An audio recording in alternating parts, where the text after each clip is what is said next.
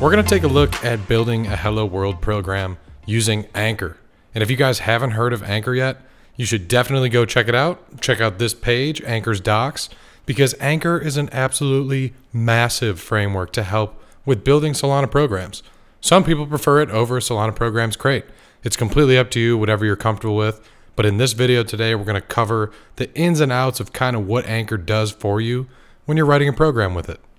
So this is the code from another video where we wrote a Hello World program using the Solana Program Crate, which is often called native instead of Anchor.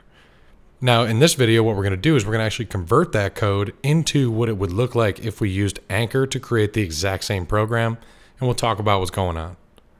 So this is it right here. This is our Anchor version of that exact same code, except we don't have any of those accounts yet, right? So no payer, no system program. We'll add those in a sec. First, let's talk about some of the key differences that we see here. So mainly, that entry point that we previously had to define with that macro is now wrapped in this mod and super setup up here. And now, arguably most importantly, is what happened to those parameters that we originally had to work with, right? So program ID, we're instead using declare ID. That's not a huge deal. But what happened to the list of accounts that we previously required, or the instruction data that we had to parse out so that we know what this thing's supposed to do? Well, the list of accounts is still here, and that's actually what this context struct is for right here. So we're going to fill this out in a second, but this is where our accounts are instead going to go. And then our instruction data, instead of passing in data that we then have to parse and serialize and determine what we're supposed to do, you instead dictate what you want this actual call to the program to do from the client side using what's called an IDL. And it's basically just a representation of all of these functions that you could possibly have in a program. We will see that very soon. In the meantime, let's go ahead and add our accounts to this struct here, and let's talk about what's going on here. All right, so as you can see, we just tossed in our payer and our system program from the previous example. And now what this struct is going to actually do is, obviously the first difference is it's no longer a list, right? It's a struct. You can reference the fields by name so you don't have to iterate. Already kind of a plus. And then these decorators here, or annotations that you see, are actually responsible for a number of different things that Anchor will do for you behind the scenes. So the first one here, derive accounts, this is going to turn all of these public keys into their associated accounts with whatever kind of data that they're supposed to have, right? So this one's going to be the system program. It's going to be a program with data type of system. This one's going to be a signer. And then this particular annotation here will actually check to make sure that this account here is allowed to be borrowed as mutable, right? So in this case, if our payer is signing this transaction and we're passing in the payer's public key, we're saying that this thing is the signer, right? Like this account is the signer. So in the previous example where we saw it on our client side, when we hit this program with the transaction, we declared that the payer was not only the signer, but also mutable. With Anchor, you do that on your program side.